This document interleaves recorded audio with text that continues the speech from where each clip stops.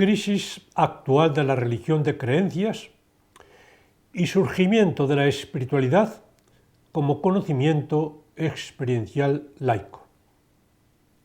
Hasta ahora, en general, hemos hablado de religión y de espiritualidad como de una sola cosa, como si no fueran diferentes. De hecho, haciendo cierta concesión, podríamos decir que en el pasado no lo fueron tanto.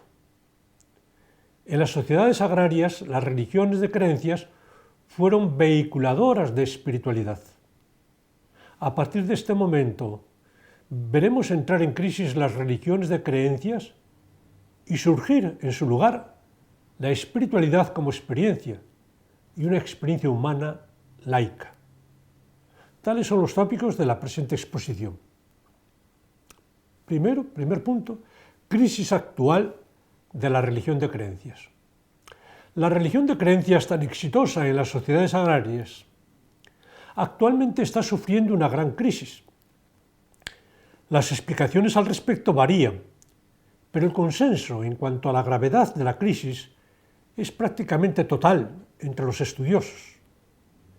En el caso de Occidente, y particularmente del cristianismo, los estudiosos apuntan a varios factores muy importantes, como la pérdida de vigencia de las categorías helénicas en las que fue vertido el cristianismo y el desplazamiento que ha experimentado con la modernidad lo sagrado.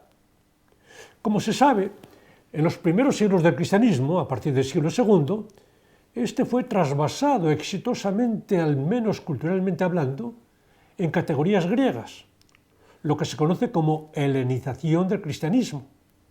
Pero con la modernidad, tales categorías han ido perdiendo la vigencia que tenían.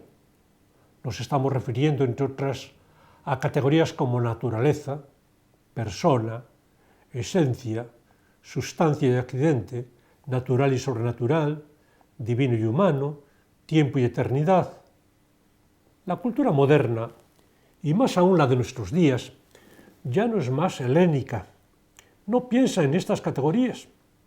Consecuentemente, en la medida en que el cristianismo se identificó con ellas, ha entrado en crisis. Algo parecido ha sucedido con la percepción de lo sagrado. Dentro de un paradigma jerárquico autoritario y artesanal, lo sagrado fue ubicado más allá, por encima de la naturaleza y del humano, en Dios mismo y en sus mediaciones divinas y o sacramentales. Ahora lo sagrado, y este percibido en términos de autónomo, es percibido en el interior del ser humano. Ha sufrido, como dicen, una metamorfosis. Y coincidente con este, entra en crisis todo lo que, como la religión de creencias, es construido en términos de heteronomía.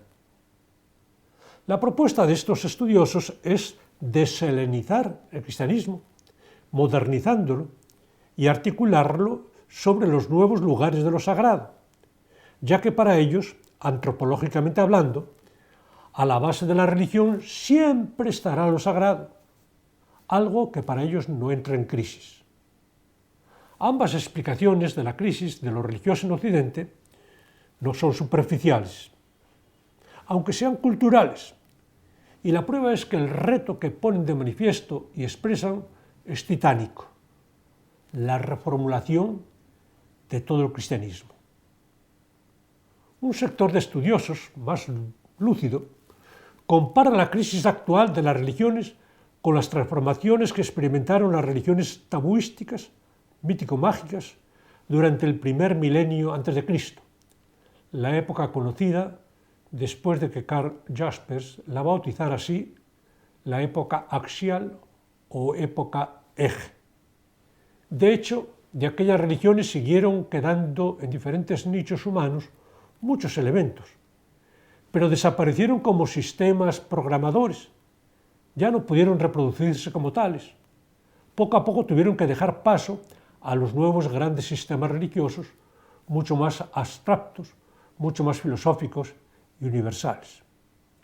Esta interpretación tiene más perspectiva histórica y gracias a ella puede dar más cuenta de la trascendencia histórica de la crisis. Pero en mi criterio, en criterio de otros autores, todavía es cultural. No logra vincular las transformaciones religiosas de la época Eje con las transformaciones sociolaborales profundas que comenzaron a tener lugar mucho antes, incluso milenios antes, con la revolución del Neolítico. De la misma manera que tiene dificultades para vincular la crisis religiosa actual con las transformaciones sociolaborales y del conocimiento que están en marcha actualmente. Con Raymond Panikkar, María Corbí y otros autores, nosotros creemos que la crisis religiosa actual es estructural, muy profunda, incluso rigurosamente hablando, inédita. Rigurosamente hablando, no ha habido una crisis en el pasado con la que se le pueda comparar. Es nueva. No forma parte de una crisis cultural más. Forma parte de una crisis axiológica mucho más grande, asociada a una transformación sociolaboral, estructural o de forma de vida, de la mano de la revolución científico-tecnológica en marcha desde hace unas décadas. ¿Por qué decimos inédita? Porque en todas las transformaciones pasadas de paradigma o matriz cognitiva y axiológica, fundamentalmente el paso de las sociedades cazadoras-recolectoras a sociedades horticultoras y pastoriles, de estas a las sociedades agrarias y de las sociedades agrarias a las industriales, cada nuevo paradigma de conocimiento trajo consigo el respectivo paradigma axiológico que toda sociedad necesita para orientarse y dirigirse como tal en el nuevo contexto. Siempre hubo cambio de paradigma axiológico con sus crisis, pero ninguna sociedad quedó sin él. Más aún, en cierta manera, el nuevo subsumía al anterior, al menos partes importantes de él. Pero en el momento actual, el nuevo conocimiento en base al cual nos estamos construyendo como sociedades y que en esa misma medida estamos necesitando para vivir y no morir como sociedad, no es axiológico. No secreta la axiología que necesitamos. Tenemos que creárnosla como creamos el propio conocimiento y la organización que necesitamos como sociedad. En este sentido, nuestra situación es, rigurosamente hablando, inédita. Con todo, lo importante al finalizar los párrafos de este acápite no es, aunque tiene su importancia, el carácter de lo inédito o no de la crisis, sino la vinculación de las transformaciones que suponen la misma con las transformaciones que están teniendo lugar en el conocimiento. De nuevo, conocimiento y religión aparecen muy estrechamente relacionados, de manera que al verse transformada la naturaleza y función del primero, del conocimiento, se transforma también la segunda, la religión. Punto segundo, crisis del conocimiento creencial. Es mucho más que una crisis o no vigencia de las categorías helénico-cristianas, aunque el enfeudamiento del cristianismo con las mismas ha sido muy grande y del desplazamiento de lo sagrado. Es una crisis del conocimiento creencial, del conocimiento adecuación a la realidad, que tan exitoso fue en las sociedades industriales, incluso de la primera revolución industrial. De tal manera que, si cambiamos las categorías helénicas por otras más modernas, más existencialistas, antropológicas, culturales y sociales, y acertáramos en la sensibilidad de ubicar los nuevos lugares de lo sagrado, si no cambiamos de conocimiento, si seguimos pensando en términos de adecuación, la crisis no va a ser entendida ni superada. ¿No es esto lo que están pasando con tanto discurso religioso, teológico y filosófico religioso reciclado actualmente? La crisis es ante todo y sobre todo de conocimiento, aunque no aparezca como tal, como crisis, a no ser para los pocos que todavía sienten la necesidad de adherir a un pensamiento esencialista y metafísico. Para estos, sí aparece como una auténtica crisis. Es el conocimiento creencial que desde hace un tiempo no se puede reproducir más como antes, como paradigma matriz de la representación e interpretación de la realidad. Y dentro de este conocimiento creencial, la religión de creencias. Tal como aquí lo asumimos, el conocimiento creencial no es el conocimiento precientífico o culturalmente poco modernizado y que habría que hacer más científico y moderno.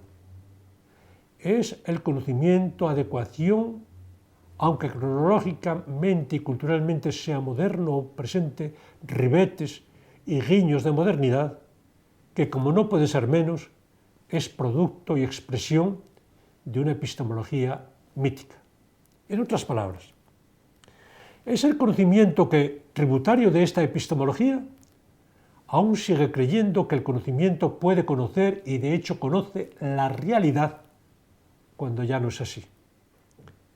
Este conocimiento, sea religioso o no lo sea, como fue el conocimiento científico mismo hasta hace unas décadas, ya no es de recibo, porque es, en el sentido peyorativo del término, aquí sí, mítico. La realidad que pretende aprehender no existe. En este sentido, lo que ha sido el conocimiento científico clásico o moderno también es mítico, porque las ciencias también son construcciones de la realidad a partir de modelos. La diferencia entre los sistemas de modelar la realidad de los mitos y de las ciencias reside en que los modelos o paradigmas míticos están cargados axiológicamente y los de las ciencias son abstractos. Se abstrae de ellos toda carga axiológica en la medida de lo posible. El conocimiento creencial ha entrado en crisis porque ya no es necesario en la nueva percepción que tenemos de la realidad, en la nueva relación que sostenemos con ella y en la nueva forma de vida que estamos construyendo. En esta nueva forma de percepción, relación y vida, el conocimiento, adecuación, es fisicista, poco ágil, pesado, poco útil. Se necesita un tipo de conocimiento más ágil, más útil, más sutil y más pragmático. La realidad como tal sabe que no puede conocerla, ni es su interés lograrlo. Le atraparía en sus contenidos.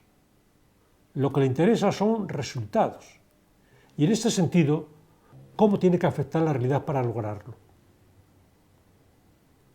Se descubre ser modelación de la realidad. Se descubre no haber sido otra cosa. Estar condenado a no ser más que conocimiento-modelación, hoy por hoy. Y al menos mientras este sea el paradigma de conocimiento, no engañarse a sí mismo jugando a ser otra cosa. Sobre este conocimiento, la religión de creencias ya no puede ni injertarse ni articularse. La religión de creencias no puede reproducirse en la actualidad. Pasó para no volver, a no ser para entretenimiento y nostalgia, como vuelve literalmente la Edad Media y ciertos temas de ella en la actualidad. La religión de creencias fue la religión de las sociedades agrarias fundamentalmente.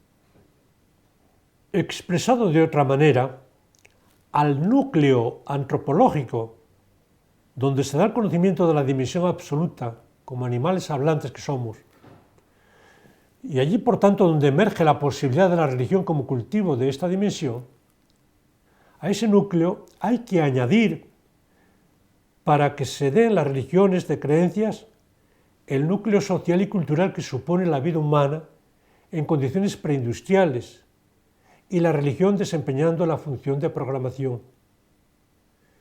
Es lo que Corbí llama el núcleo antropológico generador de las religiones, al que nosotros añadiríamos la precisión de núcleo antropológico y cultural. Pues bien, Las dos primeras condiciones señaladas, habla y dimensión absoluta, estas permanecen inalterables. O sea, seres humanos significa ser seres dotados de habla y, por lo tanto, abiertos a la dimensión absoluta. Pero con la llegada de las sociedades de conocimiento, las condiciones socioculturales, que son forma de vida preindustrial y función de programación, desaparecen, yéndose también la religión que hicieron posible y hasta necesaria, la religión de creencias. Ya no se dan las condiciones que permitieron su origen y su reproducción. Las religiones de creencias perdieron su soporte. Tercer punto, sociedades de conocimiento y de innovación continua y sus retos. Las transformaciones, o mejor, cambios culturales, son importantes, tienen su impacto en la religión como conocimiento, pero lo que está a la base de la crisis actual de la religión de creencias es una transformación mucho más importante, la de la sociedad como forma de vida. Las sociedades anteriores vivieron con un conocimiento, significación, sociedades primitivas, entre comillas, y con un conocimiento de adecuación, sociedades agrarias, e incluso de la primera revolución industrial. En el fondo, una vez generalizada la industria a todos los aspectos de la vida, éstas comenzaron a vivir del conocimiento, ya que era el conocimiento científico ingenieril el que estaba a la base de las máquinas. Pero se trataba todavía de un conocimiento de adecuación. Es ahora, cuando no solo vivimos del conocimiento, y mucho más que antes, sino que el conocimiento gracias al cual vivimos es un conocimiento modelación, o mejor dicho, es ahora que somos conscientes de ello, de que el conocimiento es herramienta y construcción, y no lo podemos tomar por otra cosa. Siempre y en todo tipo de sociedad se ha vivido gracias al conocimiento, y este ha sido producto humano, nunca nos ha caído del cielo. Pero por su función y naturaleza, este conocimiento era producido mucho más lentamente. Aparecía pues como algo estable, permanente, tan estable y permanente como la naturaleza y el cosmos, de los que parecía ser una copia. No parecía ser una producción humana, sino más bien un don recibido de los dioses. Ahora es tan continua e innovadoramente producido que no podemos no tener conciencia de que es una producción nuestra, de que somos nosotros quienes lo producimos, y como vivimos gracias a ello, somos sociedades de conocimiento. María Corby enfatiza mucho que como sociedades de conocimiento vivimos de la producción y de la innovación continua de conocimiento. Producir continuamente conocimiento e innovarlo es una necesidad en nuestras sociedades. Y como acabamos de decir, este hecho marca sin duda nuestra conciencia con respecto al conocimiento, en el sentido de que somos nosotros quienes lo producimos y con respecto a la naturaleza de la sociedad que estamos construyendo. Muy posiblemente, incluso, no se pueden separar ambos fenómenos, innovación continua de conocimiento y su naturaleza modeladora. Pero si se pudieran separar, habría que decir que aún más que la innovación es el cambio en la naturaleza y función del conocimiento, el paso de este como adecuación a modelación y la conciencia que tenemos de ello, lo que propiamente hablando nos constituye en sociedades de conocimiento. Porque si pese a la innovación, nuestro conocimiento siguiera siendo de adecuación, no tendríamos conciencia de estar en una nueva sociedad. Nos sentiríamos estar ante más artilugios, y estos muy cambiantes, más inteligentes, pero no ante un nuevo tipo de sociedad. Esta es la dificultad que encuentran muchos analistas, sobre todo religiosos y de lo religioso, para interpretar que ante lo que estamos es una nueva sociedad y una nueva cultura. Creen que seguimos estando ante la misma sociedad industrial y ante la misma cultura moderna, solamente que más sofisticadas, cuando realmente ante lo que estamos es una nueva sociedad y una nueva cultura de conocimiento.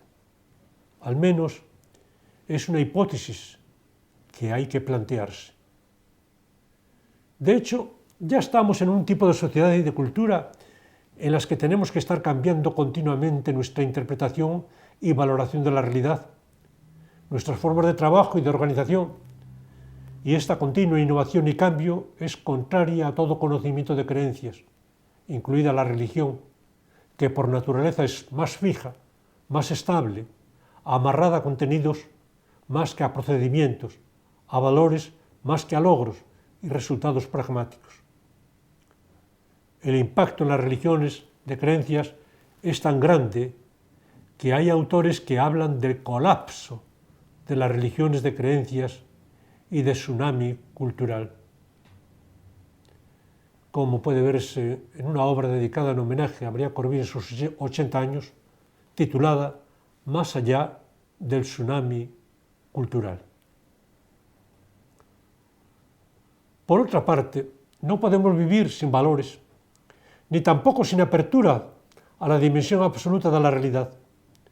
De hecho, ninguna sociedad lo ha hecho, y nosotros, mucho menos, podemos pasar de hacerlo, siendo sociedades tecnológicamente tan potentes y con un tipo de civilización tan impactante en nuestro medio. Pasar de hacerlo es el anuncio de la mayor de las catástrofes. De ahí los dos retos más grandes que enfrentamos como sociedades de conocimiento en este momento. Dotarnos de valores que necesitamos para orientarnos y guiarnos como sociedad e incluso para sobrevivir. Y para ello, la necesidad de una epistemología axiológica, porque los valores que necesitamos los tenemos que crear nosotros.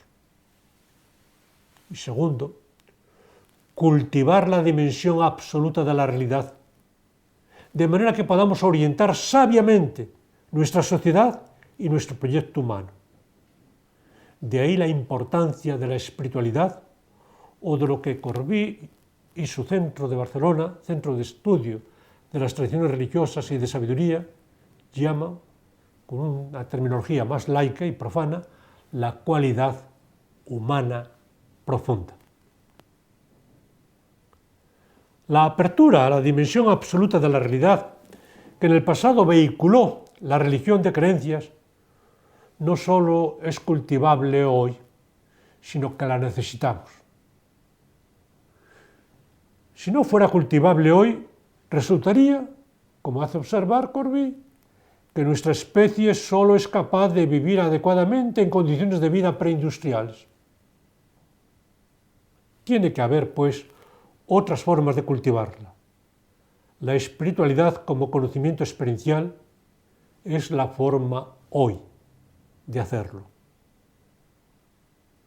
Cuarto punto. Surgimiento de la espiritualidad como conocimiento experiencial. En el pasado, la dimensión absoluta de la realidad, cuando fue cultivada, lo fue a través del canal de la dimensión relativa, como continuidad de esta en su dimensión más absoluta. Ello porque aunque el conocimiento humano permite el doble acceso a la realidad, relativo y absoluto, el conocimiento en función de la vida era tan axiológico que permitía, con su axiología, el postulado de lo absoluto y el camino hacia él. De esta manera es que las religiones, como la de creencias, pudieron articularse sobre el conocimiento como paradigma y ser camino hacia la trascendencia. Pero ello no es más posible con el nuevo conocimiento. Este es puramente funcional, no axiológico. Consecuentemente, desde sí mismo, no puede posibilitar postular la trascendencia o dimensión absoluta, ni llevar hacia ella. Si él pretendiera postular la trascendencia y llevar a ella, sería otra vez conocimiento creencial, y el lugar donde llevase estaría muy alejado de ésta. No sería el lugar pretendido de la espiritualidad, ni siquiera existiría. Hay que regresar al acceso que en el acto de conocer tenemos de la dimensión absoluta y desde ahí trabajarla y cultivarla, sin dejarnos atrapar por el encanto de sirena del conocimiento sucedáneo, como sería el meramente religioso que no puede llevar a donde promete. Porque sencillamente lo que promete algo racional y lógico no existe como tal. Ya no existe el conocimiento de adecuación. A esta falsa promesa es a la que se refiere Ken Wilber, con la expresión que da título a uno de sus libros, Proyecto Atman. El proyecto que por su misma concepción y formulación se queda en proyecto y nunca llega a ser realidad, nunca llega a ser experiencia. Es como pretender ser músico estudiando solo teóricamente la música producida por otros. Se llegará a ser musicólogo, cosa muy importante y necesaria, pero nunca músico. La espiritualidad, como conocimiento, tiene su propia especificidad y es la experiencial. No hay otra. Esto se nos hace más evidente hoy cuando el conocimiento funcional ya no es axiológico y tenemos que crear axiología y espiritualidad. La posibilidad de la espiritualidad nos viene dada con la dimensión absoluta de la realidad. Postulada esta, puesto los ojos en los hombres y mujeres que hicieron la experiencia antes que nosotros, nos queda cultivarla. ¿Cómo? Silenciando todo otro conocimiento, incluido el temáticamente religioso y espiritual, entre comillas. Todo conocimiento temático, objetivo, es mental, como dicen los autores. Es parte del conocimiento funcional a la vida y no es ni experiencial ni espiritual. Es un conocimiento producto, resultado de un saber y de un método, no experiencial ni espiritual. El conocimiento espiritual surge, o mejor aún, puede surgir cuando todo otro conocimiento calla, es silenciado, porque no tiene causa, nada le puede hacer surgir. Surge cuando surge. Es de naturaleza totalmente distinta a todo conocimiento objetivo, temático, conceptual, descriptivo. Es un conocimiento sin sujeto ni objeto, acto puro, donde el que conoce, lo conocido y el acto de conocer, como nos dicen los maestros orientales, taoístas, son la misma cosa. Realización total, fin en sí mismo, plenitud y gratuidad total, donde nada es medio, no existe proceso, ni hay un objetivo ni un fin a lograr. Únicamente ser lo que ya se es, y es todo. Personas y cosas. Ser total. Ser, sin más. Por ello los espirituales hablan de recordar lo que somos, de volver a nuestro ser, de llegar a ser nosotros mismos. Y de ahí expresiones como la famosa expresión socrática, conócete a ti mismo, donde no hay escisión entre ser y conocer. Quien se conoce a sí mismo es sí mismo. Y quien es sí mismo no tiene que estar en busca de algo más. Es todo. Este conocimiento solo puede ser experiencial, sin mediaciones, inmediato y directo. El conocimiento más eminente de todos y el más realizador, plenamente realizador. Otro conocimiento que no sea experiencial, por sublime que sea, siempre será mediado. Y como mediado, mediatizado y parcial, no pleno y total, aquí y ahora. Por ello decíamos que surge cuando surge. En otras palabras, no se da sin nosotros, pero no es producto de nuestros conocimientos ni de nuestros métodos. Es una auténtica creación que ocurre como novedad total en nosotros, sin que nada anterior, conocimientos, métodos y técnicas, lo explique o lo contenga. De esto hablaremos en la siguiente exposición. El conocimiento espiritual es de tal manera creación que del mismo nosotros somos testigos y nos sentimos como tal más que actores. Algo semejante sucede en el arte y expresan los artistas, como una amiga poetisa actual nicaragüense me confesaba una vez.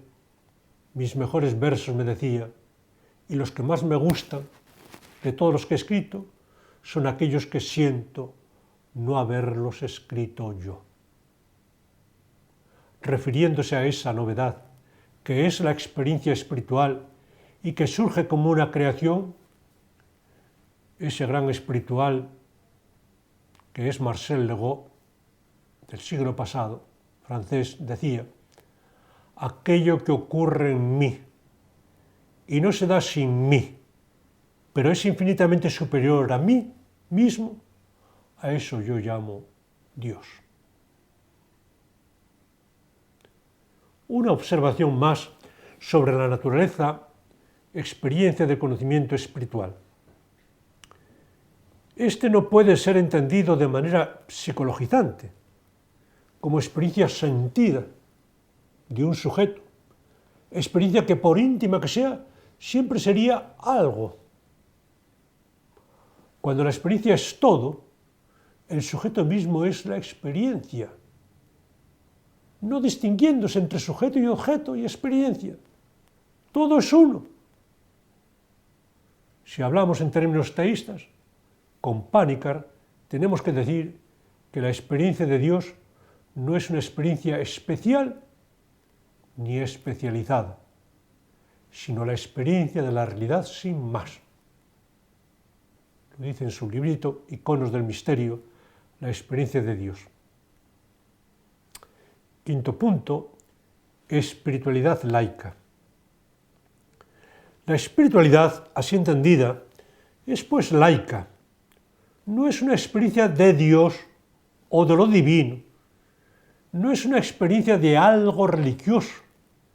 Es la experiencia de la realidad como en sí misma es, en su plenitud. En otras palabras, no son las expresiones culturales, religiosas o confesionales, hinduista, judía, cristiana, musulmana, lo que hace que la experiencia sea religiosa. Es profundidad y calidad, es su plenitud. Las expresiones culturales religiosas que la espiritualidad ha conocido son una riqueza cultural y como tal digna de ser conservada y guardada. Pero la espiritualidad en sí es humana y solamente humana, y como humana, laica y accesible a todo ser humano, religioso o no, creyente o no. Más aún, hoy la espiritualidad tiene que ser laica, porque en la medida en que las creencias religiosas se sigan interponiendo como un filtro necesario, en esa misma medida la espiritualidad como experiencia se hace imposible. Esto no significa que no podamos ni debamos aprovecharnos de las grandes riquezas espirituales que vehiculan las grandes tradiciones religiosas. Al contrario, debemos hacerlo, y bebiendo en todas las tradiciones, porque ahora sabemos y sentimos que todas nos pertenecen, que todas son patrimonio nuestro. Pero tenemos que beber de sus riquezas sin asumir sus creencias, como hacemos con el arte de todos los tiempos, con la literatura y la poesía. El uso legítimo todavía en quien lo necesite de referentes religiosos, hoy tendrá que probar su validez en la naturaleza laica de la experiencia espiritual como tal. Si esta experiencia no es plena y total, no será experiencia espiritual genuina y auténtica, por religiosa que sea. En este sentido, lectura espiritual y laica de los textos espirituales religiosos pasados coinciden. Es lo mismo. Hay que leerlos espiritualmente, mirando a la experiencia humana que vehiculan, leyéndolos laicamente, no religiosamente. La duda que tengo se refiere a la afirmación de que estamos viviendo un cambio de paradigma que sería tan profundo que no habría antecedentes de otro cambio igual en la historia de la humanidad. El paso de la sociedad industrial a la sociedad de conocimiento no parece ser tan radical, porque la sociedad industrial se basa en el conocimiento científico, y el conocimiento científico, es el que se concibe como modelación de la realidad más que como adecuación a la realidad. El cientismo positivista postula desde hace siglos, a lo largo de toda la sociedad moderna, que la ciencia no es axiológica, sino neutra, y viene discutiendo las creencias religiosas, planteando que el conocimiento consiste en creencias que deben ser justificadas empíricamente y racionalmente. Por otro lado, los que hoy día tienen mentalidad científica son todavía una minoría. La inmensa mayoría de las personas sigue pensando y viviendo con creencias.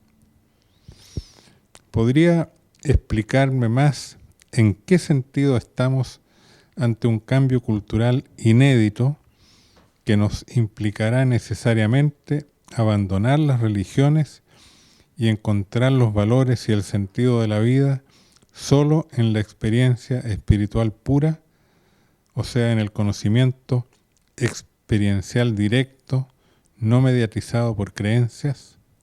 Lo que estamos viviendo es inédito fundamentalmente, yo diría, en dos puntos. Y se evidencia en dos puntos, en la crisis axiológica y en la crisis religiosa. Como decía en la exposición, con anterioridad, todos los paradigmas que conocemos de conocimiento traían con ellos también el correspondiente paradigma axiológico, modelo axiológico. En el nuestro se han disociado.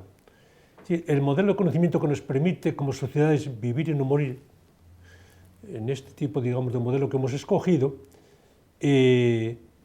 no permite tampoco él mismo el desarrollo de los valores y el desarrollo de la axiología y de la religión.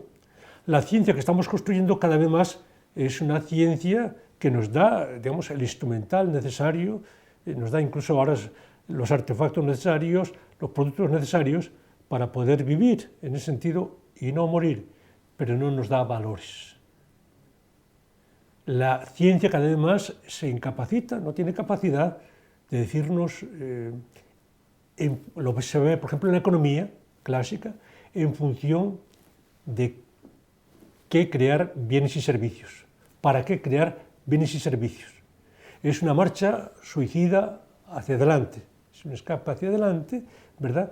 Y la motivación fundamentalmente es el lucro, la ganancia, pero sin que tenga realmente, no la tiene formulada ni expresada, una finalidad, ni unos fines, nada más que los de lucro, ¿verdad? Y esto ya se está manifestando también en otros campos. La investigación como tal, por ejemplo, en el campo de la genética, de la biología, en principio, es decir, ella misma no puede alumbrar criterios que le permiten, en función de qué, investigar, desarrollar. Es decir, si queremos, podemos llegar a hacer auténticas barbaridades, ¿verdad?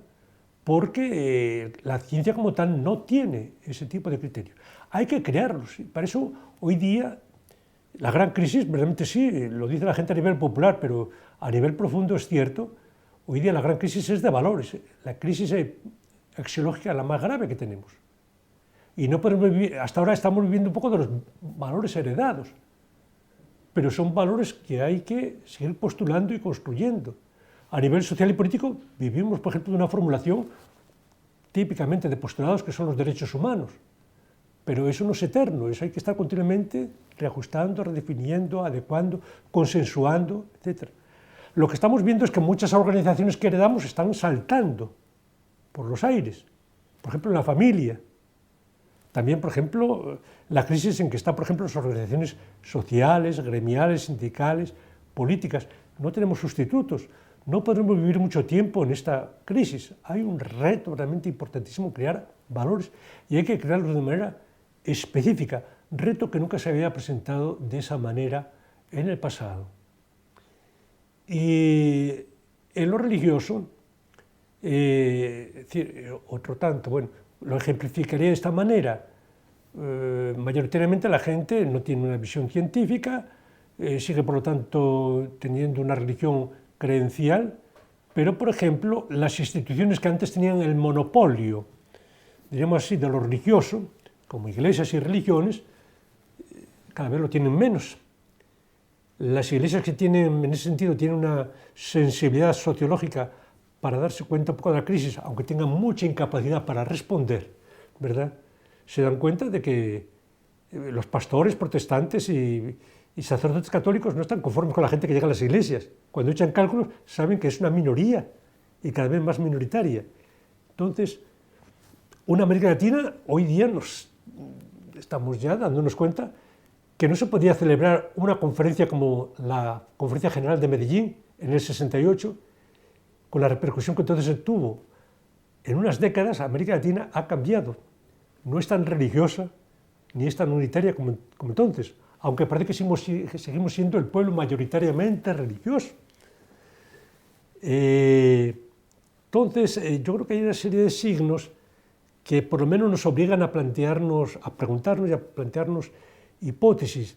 Es cierto que, por ejemplo, mucha gente no tiene una mentalidad todavía científica, pero ya frente a lo religioso tiene una actitud mucho más personal, mucho más individual, mucho más libre que en el pasado. Cada vez más en lo religioso, para bien y para mal, las personas piensan por sí mismos y van tomando distancia.